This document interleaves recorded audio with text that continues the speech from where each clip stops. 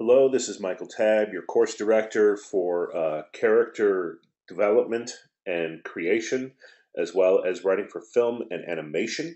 This is the end of week 3, go-to session training, and we are talking about, for one class, we're talking about the characters and how all of them fit together. And then the other part of the assignment for the other class is they are writing their first draft of their first short screenplay that is a single solitary story that is not a cliffhanger, not a television episode, but a contained story. And so those are the things we'll be talking a little bit about today, or at least hopefully answering questions about, or whatever other questions anybody has. I am now going to open it up for questions for anybody who has attended our wonderful go-to training. Does anybody out there have questions? Feel free to unmute your microphone and ask. I will not leave until I answer everybody's questions. Well, apparently I'm doing a good job. Nobody has any questions. We're done here. Everybody's got everything perfect. No. Okay. All right, so here's what I'll do. I will just talk a little bit about the expectations for week 3 for each assignment, so that those in the 2 classes that are here at this go-to training will have a little bit. Sometimes, look, I'm not going to say anything probably that isn't in the lessons or in the downloads that I've already written, but sometimes everybody learns differently, and sometimes people need to hear it spoken out loud to really digest it, because people can learn better through reading. Some people learn better from hearing, and some people learn best from doing. And if you're one of the ones who does this best from hearing audio instructions and that interactive play, then I want to make sure you have that opportunity. For character creation and development class, this week you're providing your fixed premise. Then there is exact wording that you're supposed to use and fill in the blanks for defining your 5 key characters, which there are 2 sentences you fill in the blanks for a protagonist. One shows the outer journey and one shows the inner journey. The inner journey proves the premise. Then you have the antagonist, whose whatever their goal is, though it is not specifically done to stop the protagonist specifically, it does conflict with the protagonist's outer journey. So that either what happens in the end is the antagonist is trying to accomplish something and the protagonist is trying to accomplish something at the same time. And they don't have to do with each other, but they happen to conflict with each other. So, for example, one wants to win a race and so does the other. Either one of them doesn't have anything necessarily against the other than if the other person wins, they lose. That means that they have your character should have selfish goals, because people are driven by wanting to accomplish things. If a character is built specifically to stop another character, that character will not read realistically to a reader or an audience, because nobody's whole life goal is to specifically stop somebody else from achieving theirs. If it is, you need to ask why they're doing it. Is it because they're trying to get revenge? Because then revenge returns to a selfish motive. Because if they're trying to avenge something or avenge somebody, then they have a reason to go after this person, but it's the revenge they're after, not necessarily this person. They just happen to be the person who was the person they have to get revenge on, if that makes sense. There's a difference between motivations and making sure every character has their own thought process and their own goals, and they're not just specifically designed to serve a purpose that the writer arbitrarily comes up with that wouldn't make sense for a real person. People live to accomplish things in their own life. So the antagonist and the protagonist both have, for the protagonist, we call it an outer journey, and for the antagonist, we call it a goal. But whatever they are, they don't necessarily mention each other in it, but whatever they're trying to accomplish, the other one of those two makes it so that if they accomplish their goal, the character whose perspective you're telling it from cannot succeed in accomplishing their goal. I know it sounds a little bit confusing with the wording, but I think that makes total sense. But sometimes the wording can. So if you have any questions on that, feel free to ask. Then you have the love interest. The love interest, the mistake I see the most with the love interests happens to be that they are writing examples of things that the love interest would do that would help the protagonist's outer journey. When the love interest does not have to be romantic, though it 90% of the time is. It's somebody that the protagonist loves or cares enough about that their actions would help the protagonist decide to change who they are on the inside.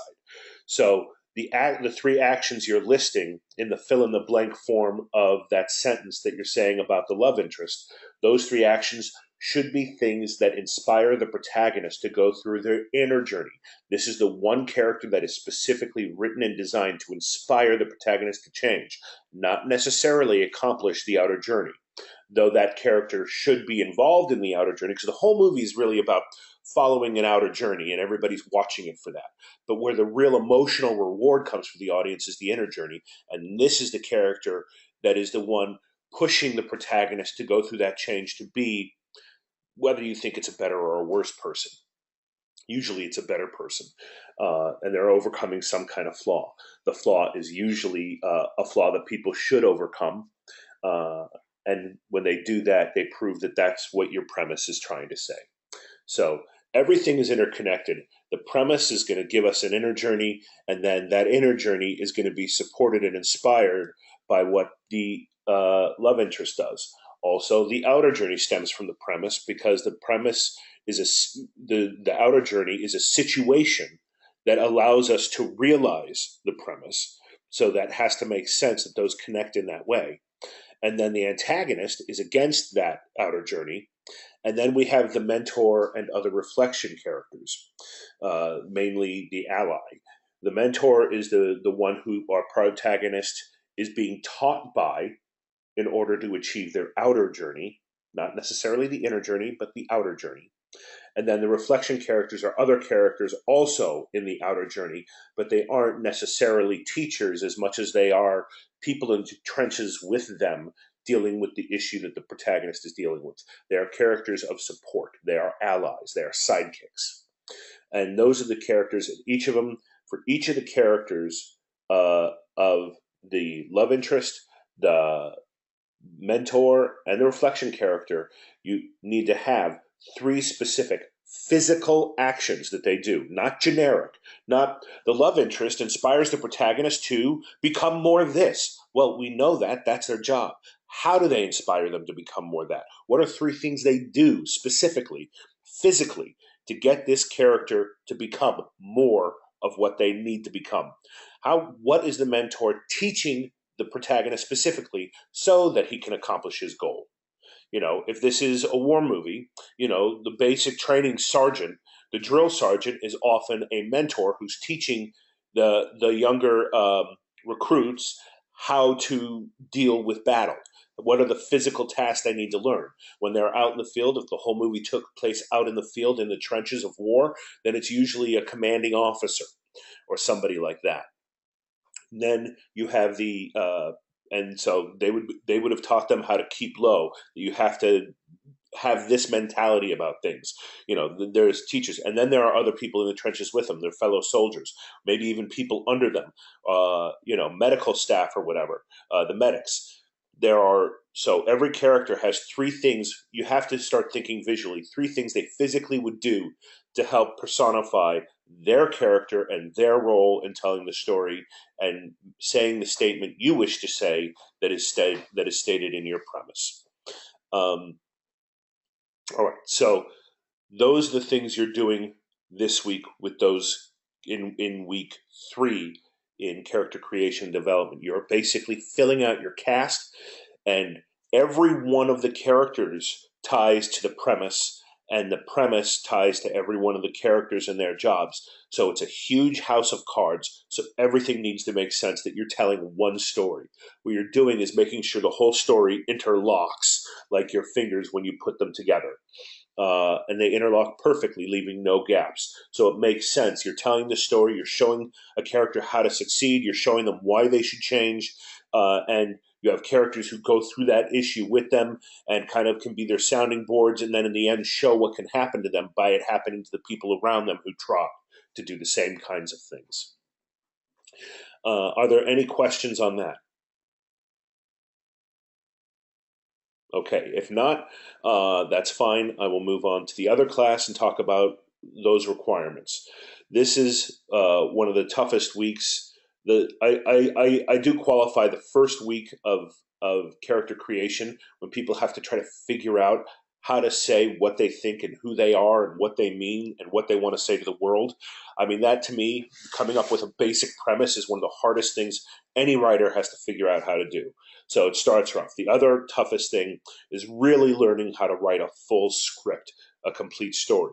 You have your characters, you have your outlines now, your act structure, and now you're writing a script. And though you got to play with that by writing a scene at the end of character class, and you may have already taken television class right now, episodic writing, you are now writing a complete script in Final Draft. So you want to make sure that your formatting is excellent. We don't want, if you're in writing for film and animation, we want absolutely no English errors in your work. That is so far in the past of where you should be. We're over halfway through an MFA in writing. The English errors should not be an issue. The issue should be writing a great script, understanding formatting, what you can put where, and how to tell that story, and make sure the characters that you have designed live up to the qualifications you have given them and the tasks you've assigned them in the story. And making sure you execute a great story that builds and builds, and then boom, you have a climax and there's resolution, and we feel satisfied at the end of it. That's our biggest focus. So, keep the 3-act structure strong. Because we're working on a 10-page paradigm, think about it this way. You're going to want to hit that inciting incident at the bottom of page 1, top of page 2. So all your stage 1, the introducing of the character and the flaw should be done quickly on page 1. You introduce who they are, their ordinary world, and boom, something happens at the bottom of page 1, top of page 2, that is going to make them change their path. By page 2.5, they have made a decision to do something that's going to set them on this journey. By page 5, in the middle, the character is going to realize how much that decision can possibly cost them. By page 7.5, the character is going to have the worst possible situation occur to them in trying to achieve this thing. That's the low point, stage 4. Turning point 4, excuse me. And then you get into, and in that low point, they're going to realize that if you are really utilizing a character arc, they're going to realize that they can't continue the way they've been continuing, and they must do the change that the love interest is trying to inspire them to accomplish at the top of Act 3, so that they can go into the climax and have the skills and the personality change they need in order to succeed. And then you have your climax, roughly 85% to 90% into the 95% into the story. It's that last big final confrontation between the protagonist and the antagonist. Those two must battle each other. The protagonist must take on their own antagonist. The protagonist and antagonist must lock horns, and one of them will be victorious. And then after that, you have a moment in the last page to show what going through that journey meant, how that change that they made in their life is going to be reflected in the future in just an average day. Because in the beginning, we set up their flaw in an average day, and now we set up the new kind of average day, what it means now that they've changed, and how their life basically is better or worse because of the change they learned, because of the statement you were trying to teach the audience with your premise. So we have that whole 3-act arc. And it's really hard to do in such a restrained time frame, but I have seen students do it in actually 5 pages or 4 or 5 pages, and it's impressive. But the idea is that you want to keep something contained. 7 is an ideal length, because then the movie will really, that when they shoot it, it should be under 10 minutes, which is great film festival length of story. People can accept a lot of those kinds of films into their film festivals, and they're easier to watch, and they make their point. They get in, they tell a good story, they get out, and it proves how excellent that storyteller is at efficiently telling story. So it makes a great proof of concept if they wish to take it and expand it into a feature as well. Okay. And then obviously the formatting, though, you really want to be strong on this. I see a lot of people who mess up the simple things like slug lines. The scene headings, it's INT or EXT, interior or exterior, with a period at the end of it. That is the only period in the line, unless you're using a word like street or saint or something like that. And you're abbreviating a title of something that makes sense. But usually that's the only period. There is no dash or hyphen after interior or exterior. I, so many people make that mistake. It drives me boop. So then you go to the wide shot location. For interiors especially, you need to have a macro and a micro location. The macro location is like they're at the Foster's house. You know, you're telling what house we're in.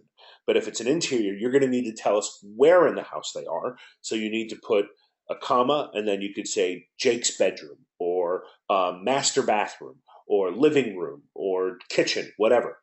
And every time you switch rooms, this is another thing people, for some reason, they're following a scene, they're in the flow, and then they forget to write a new slug line when the scene moves into a separate room.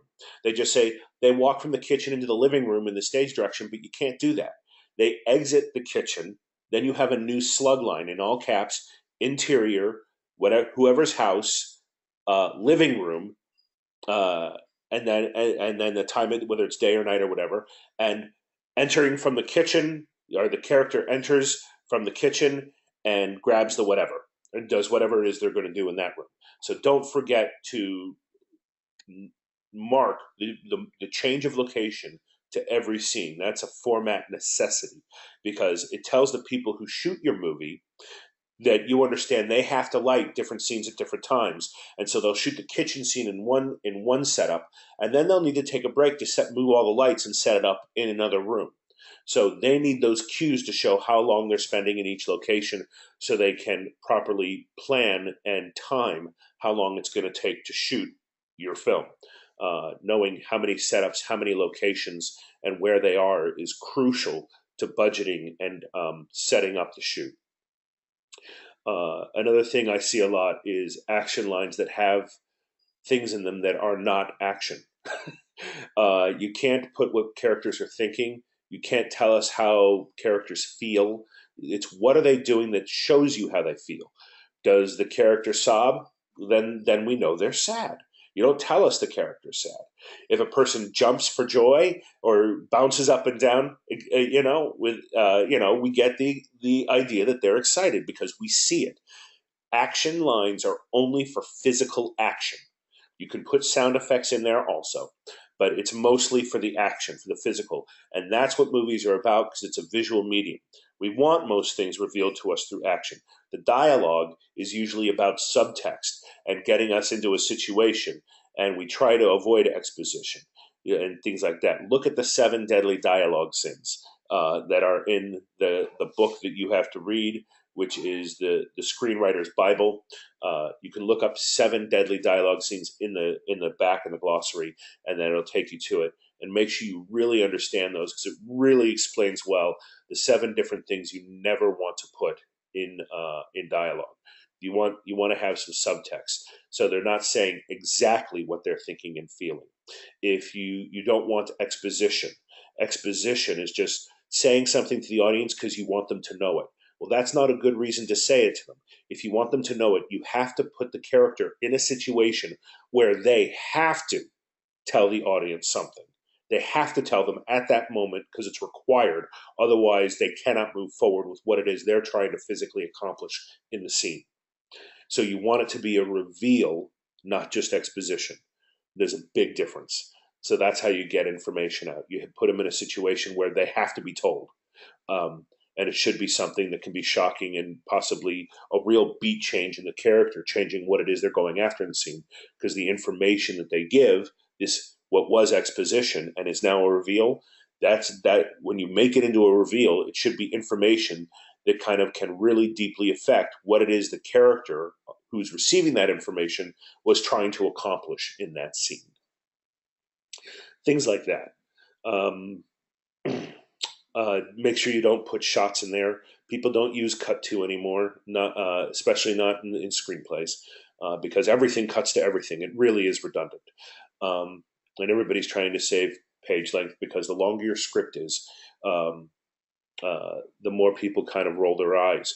Now, for a feature film, it has to be between 90 to 120 pages, because it roughly averages out, by the way, to a minute a page. But the more action can run a little longer, the more dialogue tends to go a tiny bit faster than that. But usually it averages out to a minute a page. So that's why I'm trying to keep everybody under 10 minutes, because that's the size of a short film most people want. Between 7 and 10 at the most. Even shorter, if it's efficiently told, is impressive. All right. So those are kind of the things I wanted to go over this week with you to make sure you heard them out loud.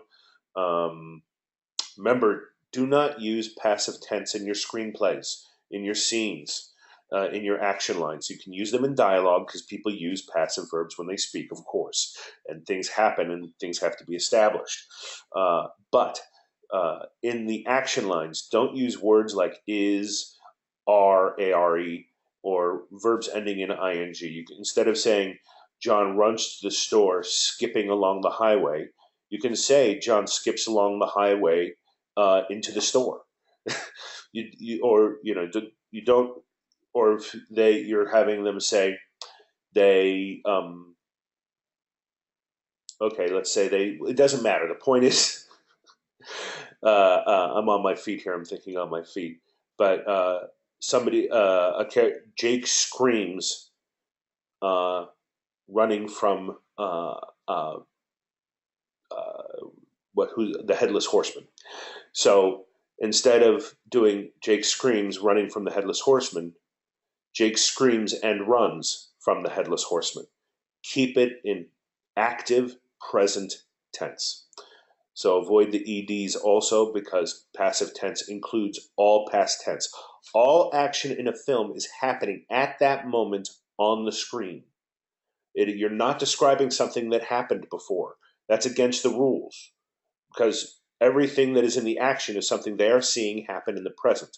Therefore, you should not have anything in the action lines that is saying something happened in the past. There should be no EDs. That's a big one. I'm trying to think of anything else. Just be smart with your words. Remember that if you're trying to describe something and you're using an adverb and a verb, chances are you're just not being specific enough on the verb. Because somebody could say excessively cries, but the right word for that is sobs. Somebody could say whatever. You get the idea. If it has an ly at the end of the word, this is an advanced editing trick.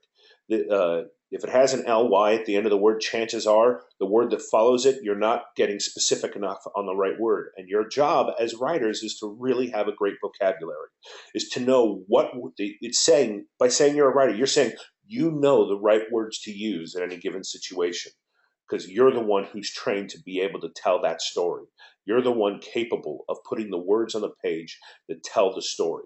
And if you don't have a strong vocabulary, you're not going to be able to effectively write a succinct storyline and action.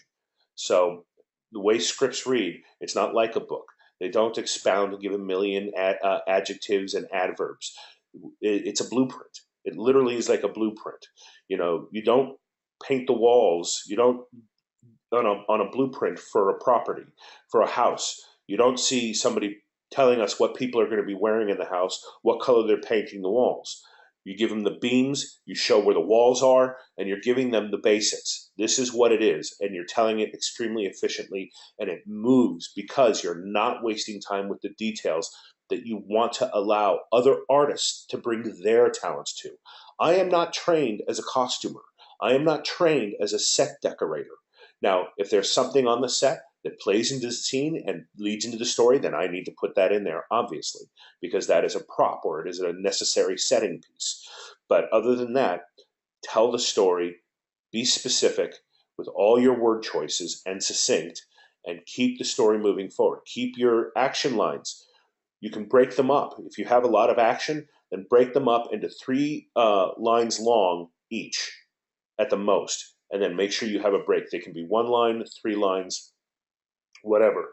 Usually the way I think of it is, if we're in a high octane action scene, I write with shorter spurts because it implies the longer your paragraphs are, it tells you kind of it kind of implies the longer the shot is that they're shooting it with on the movie camera. So if something's moving really fast, and if it's supposed to be a super fast paced beat, then I will do single line action lines. And just imagine every time you break a paragraph, it's where they move the camera and cover it from a different angle. That helps me decide what scenes to write with 2 to 3 lines per action line, and what scenes to write with a single line so it moves quick, so that the reading of it actually reflects the pace of how the script is going to move and the action in the story. Because in a sense, we are not the directors of the story, but the pace of our writing shows us and gives directors hints at how they might interpret and how they might shoot things. We don't want to tell a director how to do their job. Actually, we do, to be quite honest, but we don't get to. But this is the closest we get to, is by wording things in ways that insinuate exactly what it is the way we see it. And then they may change it anyway. That's their prerogative. All right.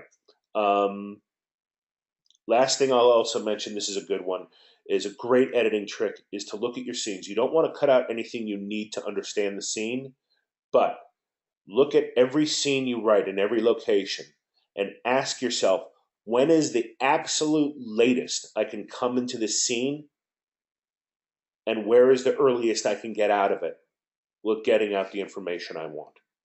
We don't need to watch people walk into the room. We don't want to watch pleasantries like saying, hey, how are you? Hi, I'm John.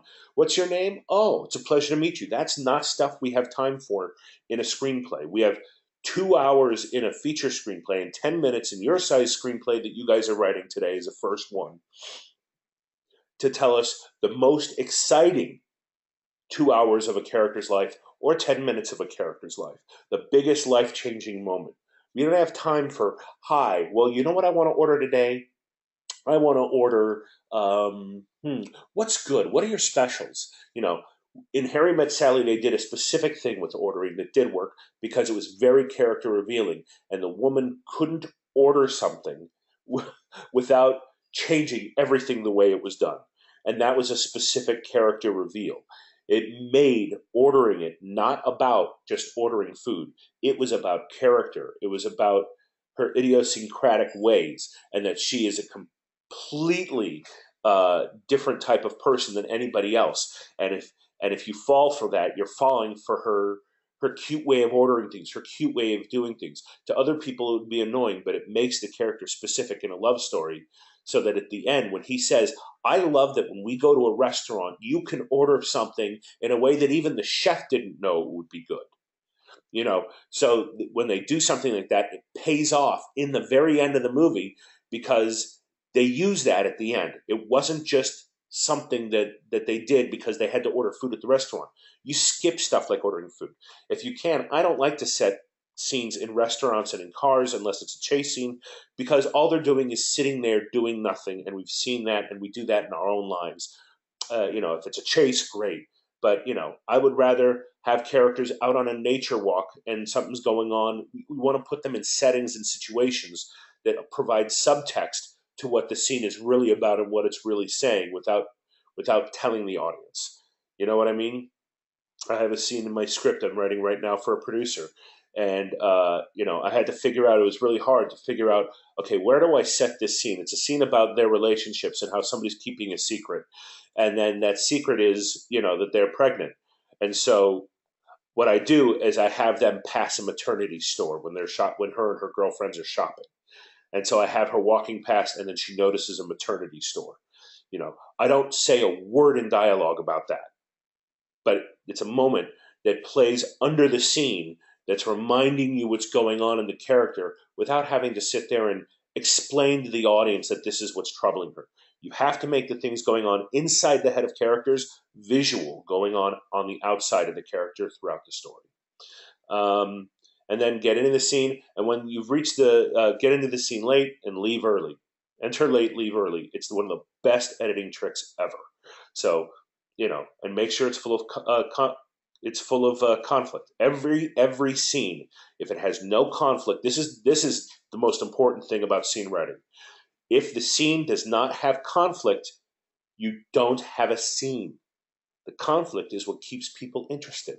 It is what gets people to care, to listen. What piques our interest. Conflict is how we figure out things. It's how everything works its way to a result. So if your scene doesn't have conflict, either add conflict to it in a way that makes sense and fits the storyline and the genre, or take the information that you needed from that scene, which is why you put it there, and put that information into another scene that does have conflict. Because without conflict, it's boring.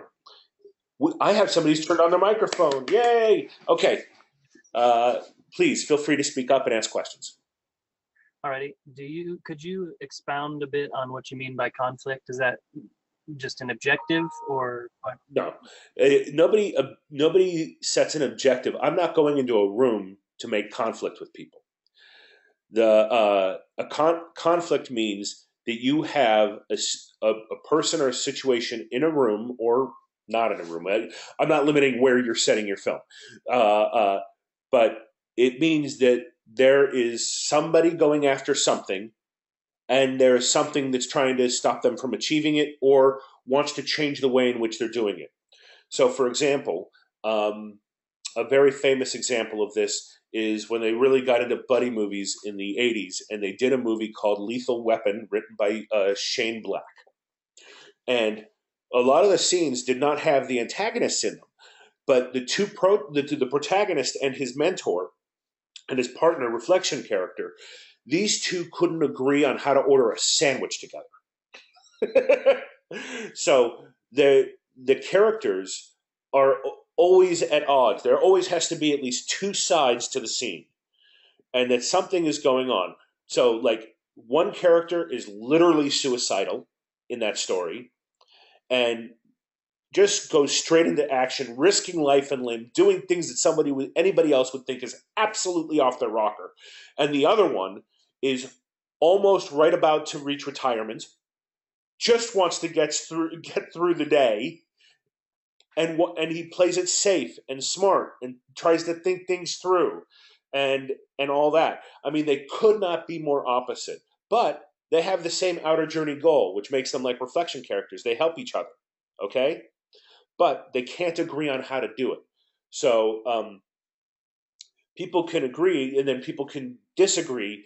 But you gotta have some give and pull in a scene where characters are not agreeing on everything. And Without, if go ahead. sorry, so if there's only one character in a scene, the conflict would be trying to accomplish whatever they're doing and finding resistance, or That's right. That's right. For example, if a character is trying to, um, let's say they're trying to escape somebody who they think is following them, you don't have to see the other person in the shop, but their conflict is looking around for that person. They're putting on a costume, changing their clothes, hiding in a closet. They're running. If they think they see somebody following them, they're going to dart. They're going to trip and fall. Just getting away itself can be a hard task. Getting away by oneself. If somebody is trying to give me an example. If they're trying to build a building, the guy who's promised his son he's going to build him a dog house and get him a dog, he can't get the house put together. He's sitting there alone with the hammer. He keeps hitting his own fingers with the hammer. He stands it up, gets the pieces put together, steps back, and the whole thing falls down because he has no engineering background. You're showing what he's doing, but you're giving him difficulty accomplishing it. We have to struggle. Struggle is what gets us intrigued. So yes, like the worst montages in movies are the ones where nothing is happening to contradict the plan, and that everybody's just saying yes, let's do that, yeah, and they all just do this and they all just do that. I would still love to see. They have moments and shots, and directors are going to add beats like that because they're trying to get more things out of it than just the conflict. Our job is to provide the conflict. Their job is to provide. Our job is to provide story, which is fueled by conflict, and then their job is to show that story cinematically. And they may choose to break some of the things that we put in there to tell that story. So, somebody's putting on a super suit for the first time. For me, it's like a great example of doing that well is The Incredibles, when Mr. Incredible is putting on his new red super suit for the first time when he's going back into crime fighting and he can't get his belt over his huge belly. It just goes to, he's trying, even in the simple fact of trying to put on a superhero suit, even that has conflict in it. That is fantastic writing, because it's constantly showing, should he be doing this? Is he not fit for this anymore? And it makes us ask questions. It compels us to wonder. And it also endears us to the character, because watching people struggle is one of the things that allows us to empathize with a character so that we understand their journey. If we're not constantly eliciting empathy from an audience for the protagonist, why are they going to care when they go through the change and learn what it is we have to teach through our premise? It's just a series of actions about somebody we don't care about. So keeping them struggling and showing that they're working hard to do something, that things shouldn't be easy in a movie. Life is hard. And one of the biggest mistakes writers make who don't make it big in Hollywood is they overly protect their characters. They don't want to see their characters struggle because they love their characters. They like them so much.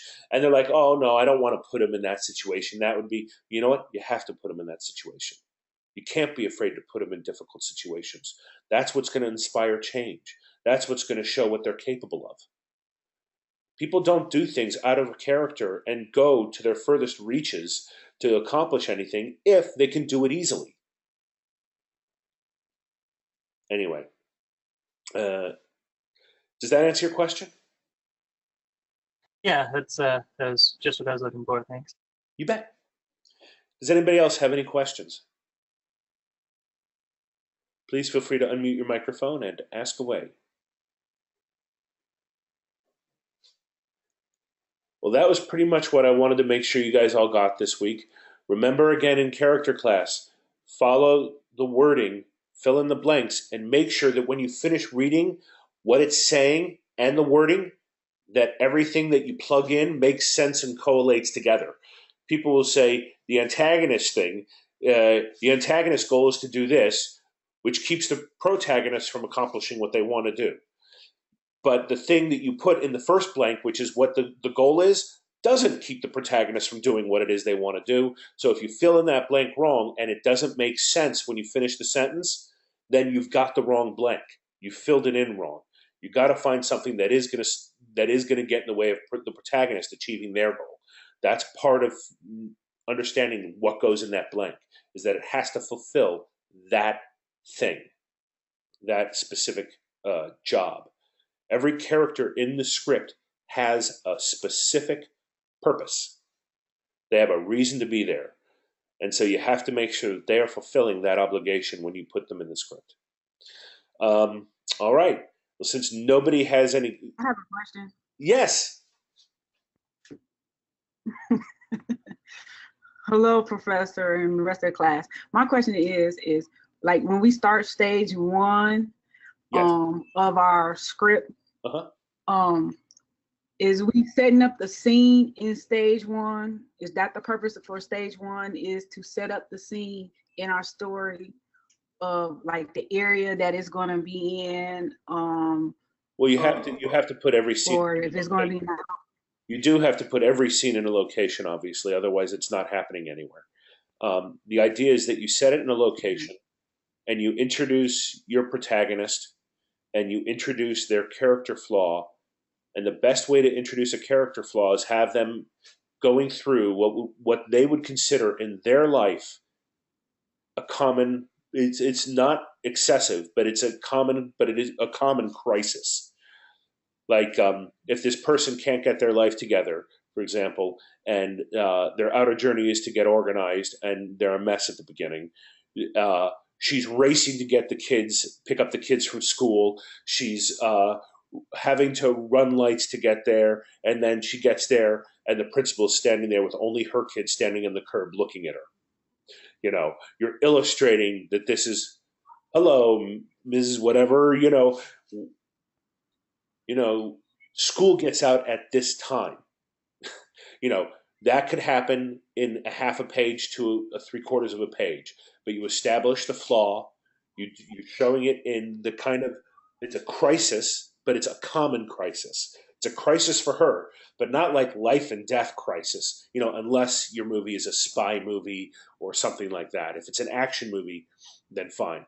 But it's just showing you, okay, this is what this character needs to change, and then right after that, you will in a different setting, obviously, have something happen to this character that's going to change, that's going to make them decide to change who they are, because they're going to go after something that they're not deciding to change. They decide they have to do something, and going after that thing, doing that thing is what's going to change them.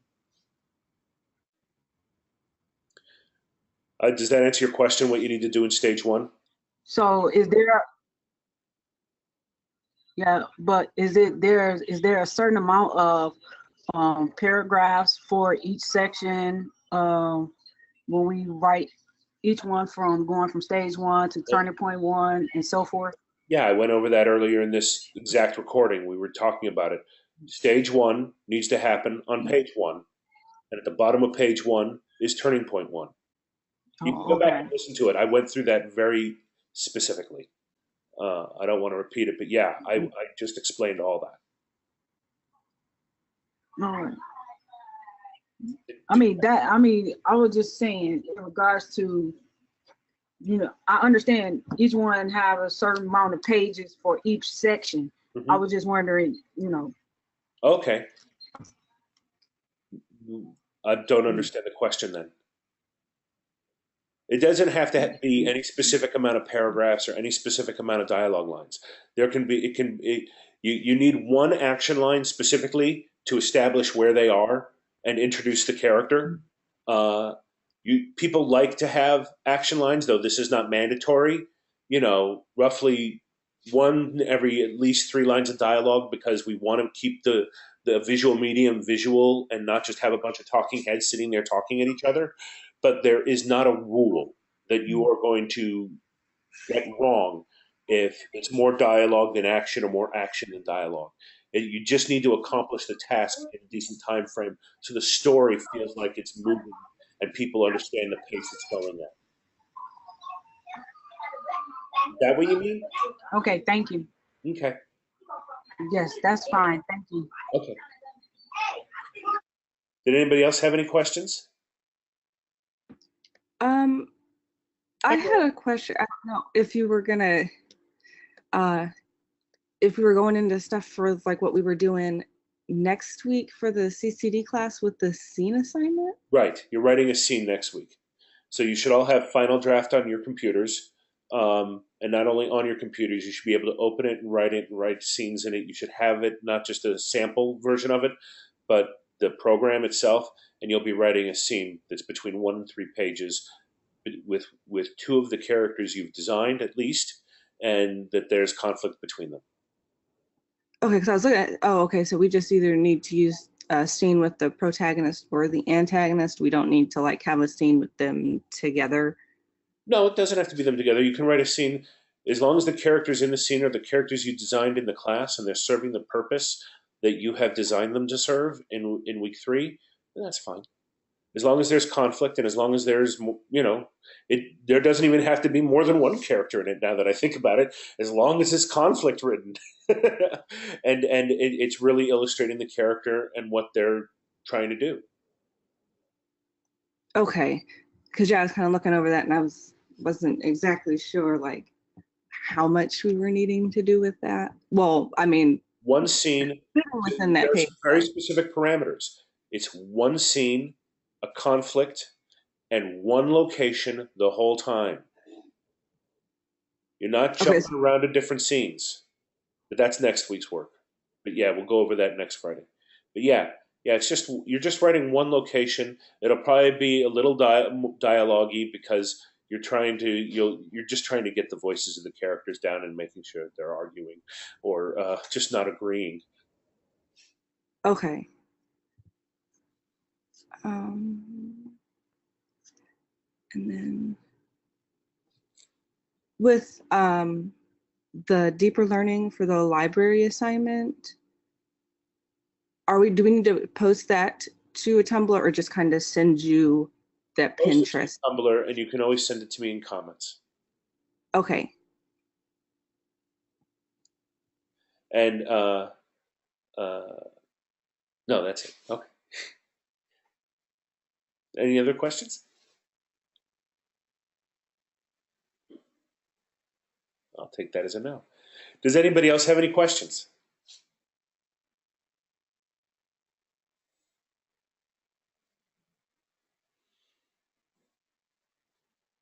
Okay. Well, I want to thank you all for coming out. I appreciate your time. And that's it. You are free to go. Good luck and good writing to all of you.